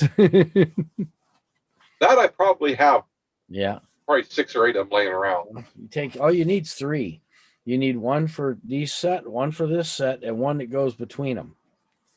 Oh, okay. So Get 'em all. you match the top and bottom, you know, the front and rear, and you match the 2 sides. So you do one side first, and then match that down here, and then match the other one to it, and you got them all with 3. Figured out how to do that a while back too, so we could balance through 4 carbs. All the years of playing with motorcycles, jet skis, Mm-hmm. I went over to the 4 tube deal. Yep, no, it works good. There ain't no problem with it. For the last couple jet skis I had were nice. They were 2 cylinders with single carb with rotary valve on them. Not a lot to deal with. Yep. Then Rotex went away from the rotary valve for some reason. I don't know why. In fact, they had that on a couple of the ultralight engines, I noticed. Rotary valve with the separate oil tank to lube the rotary. Sure. I think it was what, the 572, I think had that. The early ones. 582. It was 582. 582. They also had it on the oh shoot, I can't think of it. There was an earlier 65 horse that I can't think of a number on it now. Rotex. They had the rotary valve also, and they also had it on the 870. Oh, the 870 was a rotary. That's a rotary valve, but it also had the rave valves. Oh, it had both. Yes, it has both. Nice. Yeah. They put a lot of power out. Yeah, having a rave valves, I had quite a few jet skis with those, and they made a big difference. Oh yeah. They're also a big problem when they get hung up. Yeah, I understand. Well, you're supposed to maintain them, and Well, working at the marina for a few years, they're constant. on water, I think it would probably be more of an issue. You're right. It was. Usually it was we had a problem when I was working here. Gas oil guys were buying jet skis, used ones. They'd bring them down there and run them on a weekend. Then end up my shop all week. They either would stop running, the ray valves would stick, or 90% of them I was doing impeller changes. I had one guy almost every weekend get a new impeller or new wear plate. Take it up on the beach, beach and then over. There was an island not far from where our marina was at. Guys go up there and beach everything. Suck rocks through them. Oh yeah. A friend of mine had had an aluminum impeller back in the day, jet ski, and he finally gave up.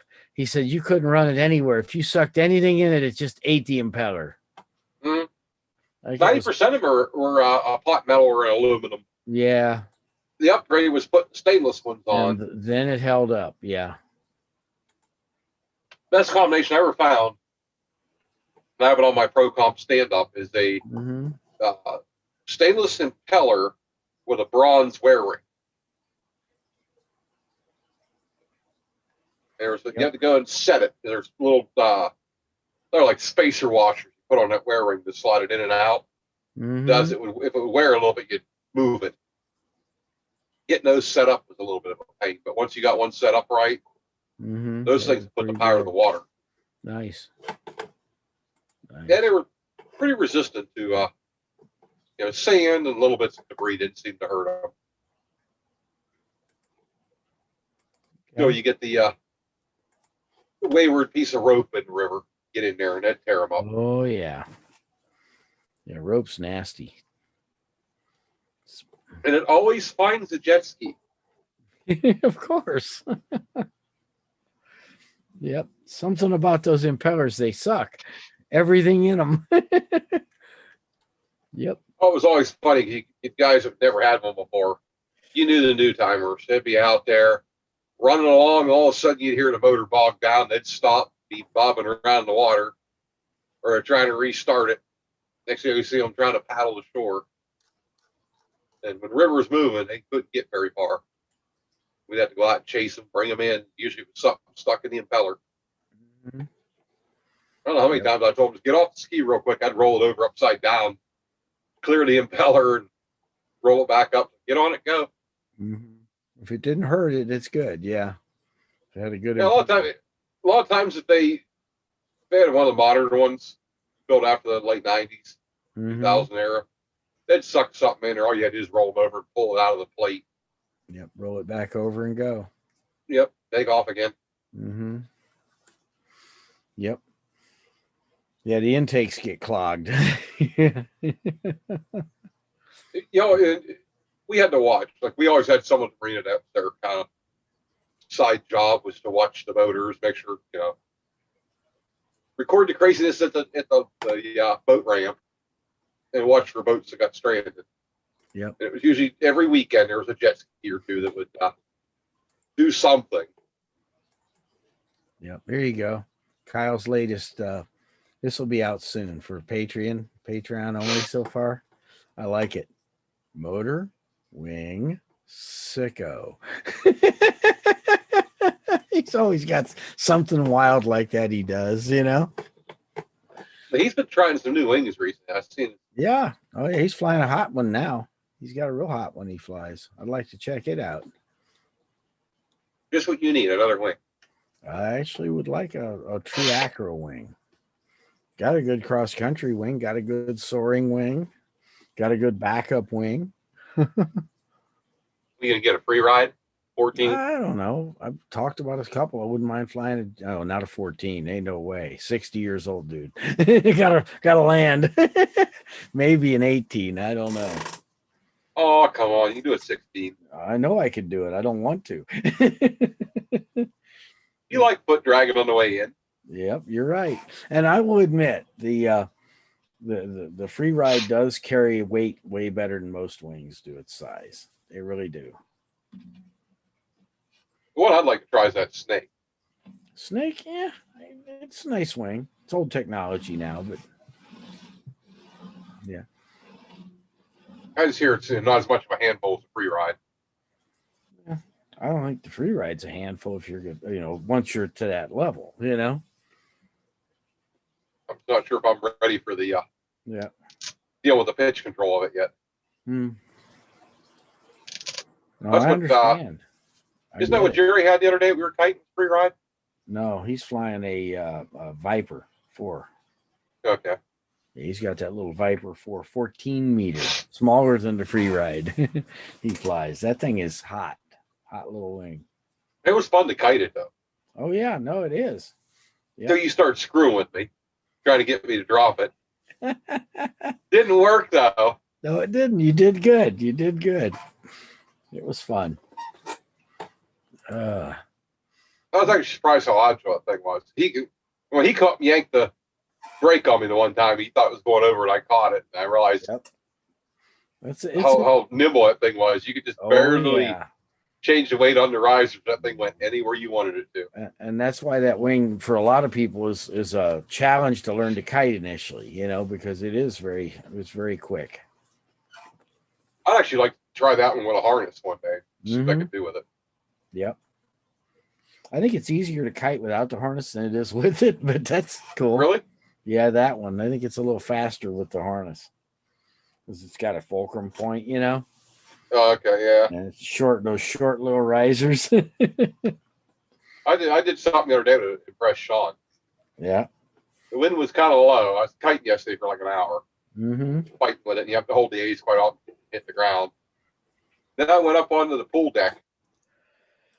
And between the building and there's another building beside it, I was kiting in there. To the point where when the wind would change, the wing would come over at a 45-degree angle and try to hug the side of the building. Yep. I was having fun just playing with it in there. Yep. It's acting like a little wind tunnel. Just looking at my forecast for the week after today. Oh, let's see. Tomorrow, 79 degrees. Not bad. 16-mile-an-hour wind. Damn. Oh. Yeah, I gotta cut. That, yeah, I can. It's just not as much fun. Wednesday, 74 degrees again. Not bad. 69% chance of rain. That sucks. 19 mile an hour to the south. Yep, you got that right. Thursday, 60 degrees, cooled off and cloudy, and 17-mile-an-hour wind. Doesn't even sound like fun. 72 on Friday and 14. Saturday, AM showers, 63 and 14. Sunday, 71, sunny, and 10. Ooh, might be flying on Sunday. Yeah, you never know. 10's flyable. Oh, 10's easy flyable. I like, can't maintain my membership in those that fly above 10 mile an hour. If I don't fly up 10 mile an hour. Well, you need to put me in the 15-mile-an-hour club. Well, I can tell you yesterday I was definitely there. Like I said, I took off on that thing and went straight up. Well, I got proof of 15 and 16. Oh, I hear you. On the GPS. Mm-hmm. I can tell you, downwind with the trims out, it's scary fast. I hear you. Oh, excuse me, man. Getting tired. At one point, I come in and was playing around. I made a hard turn and come down. I'm like 30 foot off the ground, and I realized I was screaming across the ground. Yep. I grabbed a fistful of throttle, started putting brake on and going back up. I'm like, that's a little too low at that speed. Yep. You don't notice as much when you look forward. When you look down, you see that you can't make out the sand. I don't know if you can see it. Smooth. Let's see if it'll come up here. It's not going to. I was going to show you my flight yesterday, but it's just glary. Oh, well. Well, what did I do? Burned about 5.5 liters.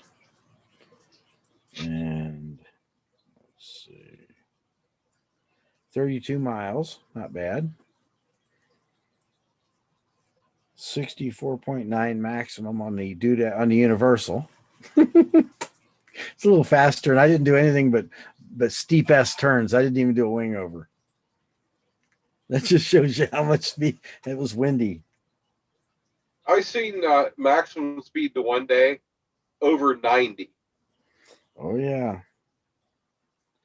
I know that damn well it had to be when I was going into spirals. But I did 96.5 miles an hour on the what do you call it? The Hadron when I first got it one day. Straight line. I have not run into the conditions since I've had the speed bar on it.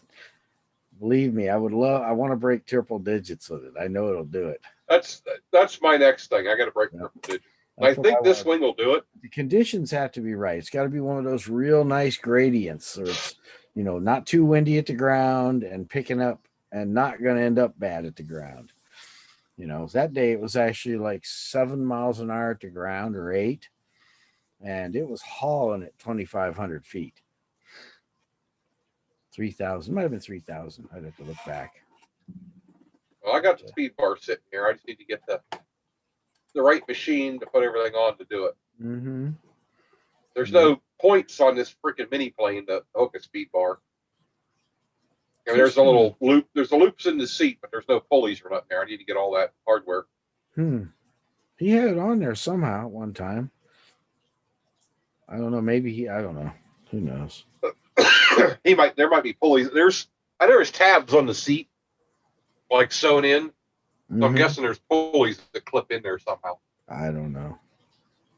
It's like on my air conception, there's actually pulleys. They're aluminum with the brass wheels in them, right there, ready for the bar. Of course, till I get that thing remotored, I can't play with it. No, that's true.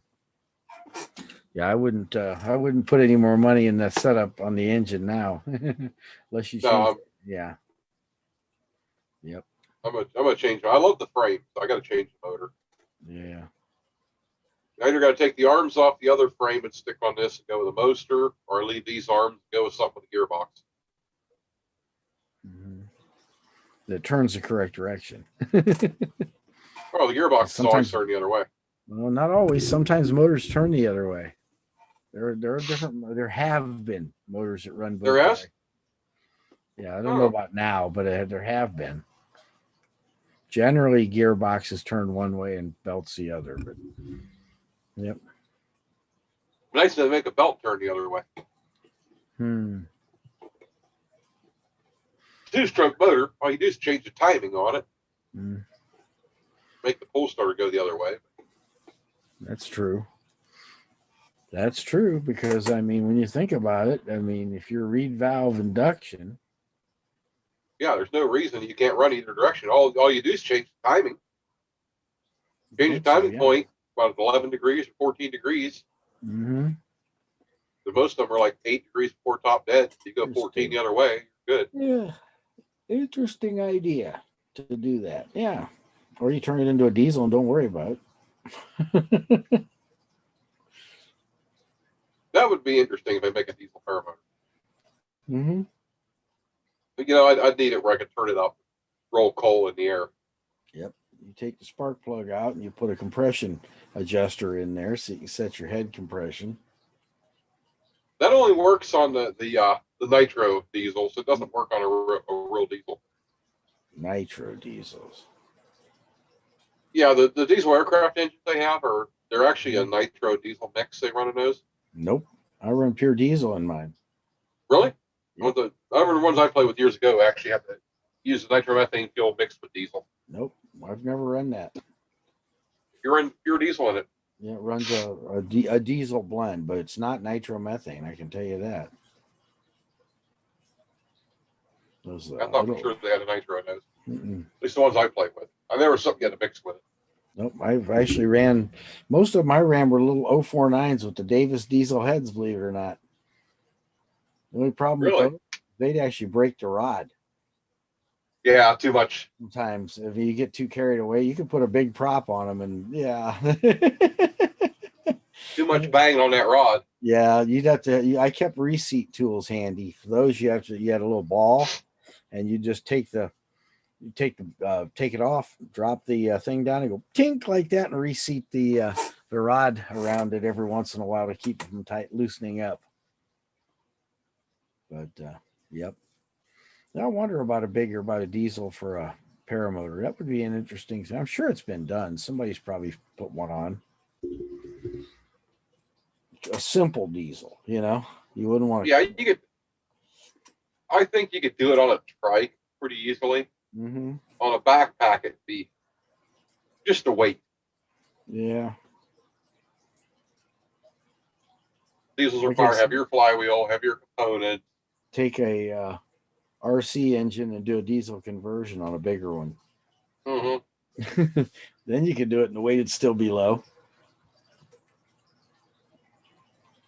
I take a motor and convert it to diesel. Imagine the spring assist start you need for that. Oh man. Yeah, you wouldn't use that crummy little electric starter they sell you, would you? It wouldn't turn. I'm thinking you need a cartridge starter on that one.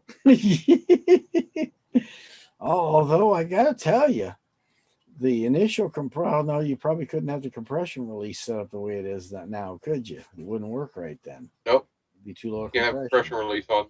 Nope. Well, you can to spin it, but you got to have a way to kill it, kill the release. When it's fired to fire it. Yeah, you'd have to have a release, spin it up and then flip the switch. Yeah, flip the switch and let it do it. I've seen engines made that way.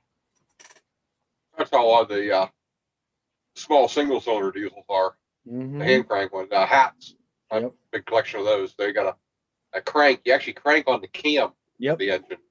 Yeah. Turn the decompression on. You start cranking it. Then you kick that knob just a little bit, and every time the rocker arm moves, it advances a click. So it lets you crank a little bit more, and then all of a sudden it goes to the down position. Pop. Compression's on. Yep. And usually the first rollover on full compression, they fire. Mm-hmm. They dump a bunch of extra fuel on top of the piston by doing that. That helps seat the rings in. So your first hit, you're not getting a lot of blow by it. Right, you get good you get stuff running. Yep. In the winter, there's actually a little cup right above the intake valve. Take the cap off it, you fill it full of oil. Then you put the cap, push it down over there, it shoots out about a quarter of an ounce of oil right on top of the intake valve. That sets on top of the piston. One helps lube it, also seals it up so it's easier to start when it's cold. Okay. I can see that. Yeah, I can see that. Yep. And their glow plug system is really unique. Mm-hmm. The rod goes in right ahead of their indirect injection. So you get the pre-combustion chamber. There's a rod that hangs in the pre-combustion chamber. It's got a T-handle on the top of it. You unscrew it. You put a piece of wick in there. You light it. You screw it back in. Okay. Huh. So it's a honest to God, true glowing plug, literally. Yep. Yeah. No platinum or anything on that one. Just a wick. Nope. Yep. You just light it. It's actually a wick material soaked in saltpeter. Okay. So you light it. It just glows. Mm-hmm. Yeah, Usually you light them, you blow it out, blow on them a little bit, and screw it in. And it looks like a punk used for fireworks. Yep. Except for it doesn't fall apart as much. In fact, my Bulldog, the one that has the 12-gauge cartridge starter on it, that's how it works. You screw the wick up in it, you light it, put it in there, you have it rolled to the proper position. Mm-hmm. The minute you screw that wick in, you whack the starter, and in she goes. Yeah, the ones that always make me nervous are the ones where you light the fire to preheat. The old ones. Oh, the semi-diesel. Yeah, where you light the fire. No, it actually heats it does the pre-ignition chamber, like you were talking about, the pre-burner. The Russians made several of them. It's the British made a lot like that. Yeah, those are actually called semi-diesels, believe it or not. Okay. The ones you have to heat with the blowtorch in the front of, that's a semi-diesel engine. Okay. A lot of the British ones are like that. They actually had, some had a regular wick, like oil lamp, but then on the front of that, there was a crank that ran a little fan that would cause like a forced flame over them. Mm-hmm. Those aren't bad to start, though. I've started a few of them. Okay. The compression's so high, you can't turn them over. You either have a decompression, you get them moving, turn the compression on, Well, one of Or them I was some you just watching. rock them. I was just gonna say they pull it back against compression and let it fire. Yeah. Yeah. 'Cause it's That's how we start to read. Now, those have a hot tube ignition. Okay. It's kind of like a diesel, but you're actually forcing the natural gas and fuel mixture up into a tube that's glowing orange. Okay. And it ignites to that tube and then flashes back. Yeah, some of those big ones, man, they're doing that on just a big wheel on the side. It's like, wow. That's Well, my 25 horse Reed, the wheel's taller than you. Yeah. And the neat thing is, the timing is set by the length of that tube and what temperature you have it at. Okay. So you even when it's running, you got to watch that temperature of that burner because your timing will get off on you if it gets too hot or too cold. Mm-hmm. You're constantly adjusting. I know the shows when I go in the fall, my one engine was a total pain in the ass. You have it running every about 15 minutes. You better be checking it. It'd start running away on you. Yep. The ignition would start to advance as it got hotter. I hear You actually advance to the point where it would start slowing the engine down because it's firing a little too early. Mm-hmm. You get like a rod knock noise to it. It was, Yep. getting a little too hot. Yep. Yeah, what you do, you turn the burner down at that point, you enrich the fuel up a little bit. Mm-hmm. Makes That'll sense. keep it from pre-igniting as much. Okay. Well, I hate to do it, man, but I got to be up at 5, so I think I'm going to call it. Yep. I'm gonna get me a little bit of sleep and get back on the road. I can get home. Yep. Start working again, huh? Well, I've been working on the trip. I know. I'm just giving you trouble. Got to do some work in the normal area. Yeah, gotta pay bills and gotta keep the locals happy, huh? Yeah, gotta empty the truck out, the trailer out. Oh, I hear that. Yep. Get reset. Hopefully, get another motor built up before the next fly in. I can tell you that this top 80 is getting the dog shit beat out of it. Yeah, you've been running the crap out of that thing. I know. It's at 109 hours now. Mm-hmm. Okay. I know. I'm going to pull the head sometime this week when I get home. Yep. Is that a happy New head kitty gasket. or what? Real happy, it looks like. Oh yeah, it's her favorite place to be, sitting on my lap in the office. I don't know why. That or she wants to be in the bathroom. With you, I can't understand that one. No, me either. I know what you guys did. I know what you did to the guys on the bus. Oh, actually, I was pretty good. They were bailing off the bus. They were not the one time. I said pretty good. Yeah, the one time they all ran out like it was on fire. And I warned them. I told them what was happening. I said, I am not going to make the door, guys. You're going to want to leave. No, they evacuated that place like their ass was on fire. Hey, I told you. I warned them. Yep. There wasn't on the, yeah. I forget what we ate the night before, but knowing you guys, it was probably that night you went and had hot, spicy food. That might be. Yep. Well, I gotta go. I gotta hit it. So, you have a good one, Nick. Everybody, anybody watching? Don't party too hard. No, sleep. That's the party behind the eyeballs, eyelids. Yep. And you got to do some more flying. Oh yeah, definitely got to do some more flying. I'm hoping for the weekend we get some flying in, but between now and then, maybe not, but we'll see. I get the grass cut, and maybe I'll get out, do some flying on sometime this week. I'm gonna look at the conditions back home this week. Mm-hmm. See if I can get an inland flight in. Yeah, at least it's warming up north some now. It's not. Now we just got to get through the spring wind crap. Yeah, that's always the issue. Yep. Then when we have some nice weather, nice flying. I got a wing now I can handle a little more rotor and crazy stuff with. So. Yep, it helps. Yeah, a little more time on the wing always helps. Yep.